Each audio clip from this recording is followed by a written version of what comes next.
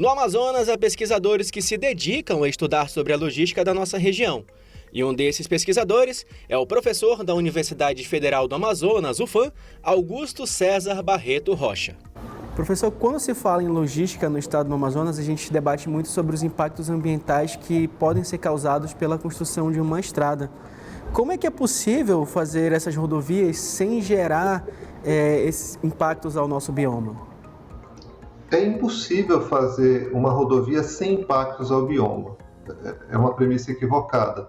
Também é uma premissa equivocada seguir a construir estradas como construímos nos anos 70.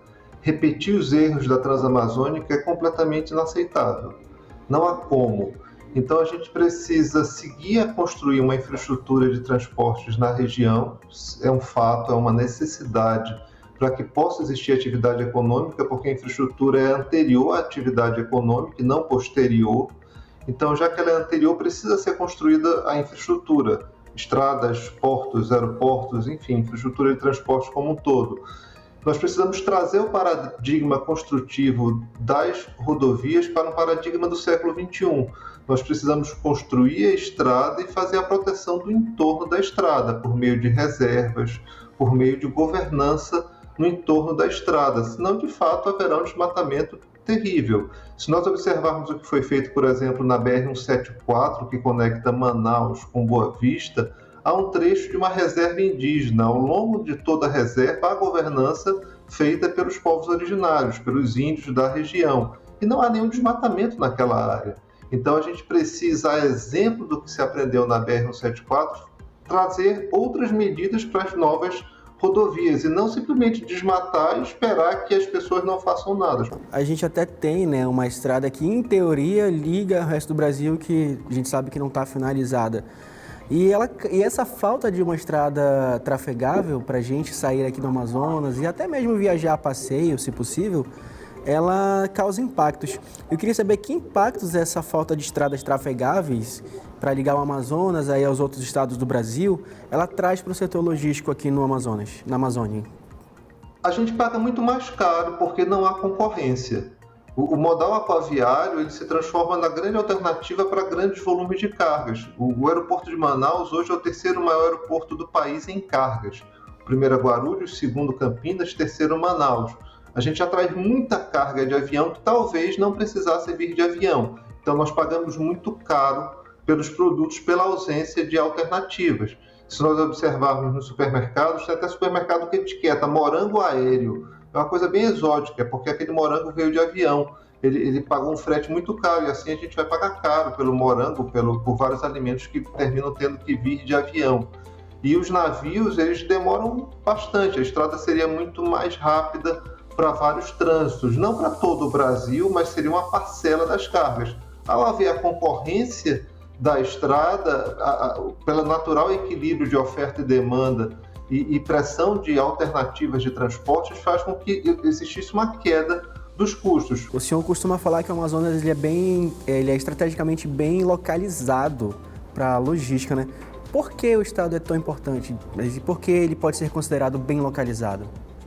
Se nós pegarmos onde está o Amazonas, mas nós ampliarmos a visão para o que é chamado de Panamazônia, toda a Amazônia, não só a Amazônia brasileira, mas a Amazônia dos outros países, dos nossos vizinhos, que tem também uma parcela da Amazônia, nós vamos perceber que Manaus é estrategicamente colocada bem no centro dessa grande Panamazônia. Se nós pegarmos um compasso e esticarmos esse compasso até Brasília, no mapa, claro, e circundarmos esse círculo pelo compasso, a gente vai ver que Manaus tem, com a mesma distância de voo em quilômetros até Brasília, ele vai até o limite superior da Panamazônia e assim ocupa toda essa Panamazônia.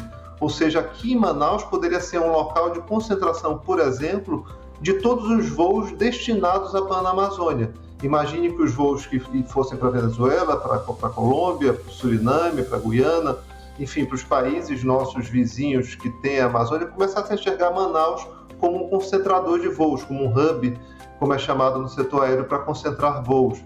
Manaus está muito bem do ponto de vista estratégico. O Estado ele pode contribuir, né? Como é que o Estado ele também pode contribuir para desenvolver cada vez mais a cadeia logística? A cadeia logística ela vai ser desenvolvida a partir da infraestrutura. O grande ponto é corrigir a deficiência de infraestrutura. Nós precisamos de portos no interior, nós precisamos de rodovias entre as capitais, nós vamos precisar de algumas rodovias no interior do estado. É um esforço continuado, nós precisamos de aeroportos no interior com voos regulares, nós precisamos que as tarifas dos voos tenham alguma proporcionalidade às distâncias. Não faz nenhum sentido um voo entre Porto Velho e Manaus ser mais caro do que um voo entre Manaus e Lisboa. Isso é inaceitável. E para isso é necessário regulagem. A gente precisa a ação organizada pensando a Amazônia como que ela é, uma região que precisa da infraestrutura para ser desenvolvida, que precisa de ação de reguladores para que essa estrutura não seja uma mera exploração. Alguma coisa que o senhor gostaria de acrescentar e falar para o pessoal de casa que está nos assistindo agora? O que eu gostaria de acrescentar é que, para vocês que são da Amazônia, que gostam da Amazônia, não caiam na armadilha de construir infraestrutura destruindo a floresta. Isso é um erro, a gente não pode cometer mais os erros do passado. Os outros destruíram, eu posso destruir também. Isso é uma bobagem. Então, muitos de nós da Amazônia têm caído nessa armadilha, que é defender a infraestrutura sem a proteção ambiental. A Amazônia é muito complexa. Ajude o país a conhecer a Amazônia. Nós só vamos conhecer a Amazônia se houver ciência e tecnologia pesquisando, compreendendo a Amazônia. O que a gente precisa é que o Brasil compreenda que há um papel relevante da Zona Franca de Manaus, é um papel relevante da Amazônia. E nós somos brasileiros, precisamos nos unir em torno da defesa e do desenvolvimento da Amazônia, mantendo a floresta em pé e usando o recurso, porque se nós não usarmos, alguém vai tomar.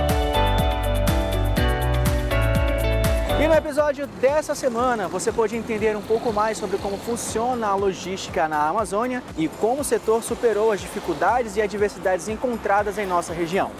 O Amazônia Anda fica por aqui, eu te espero no próximo programa e até lá!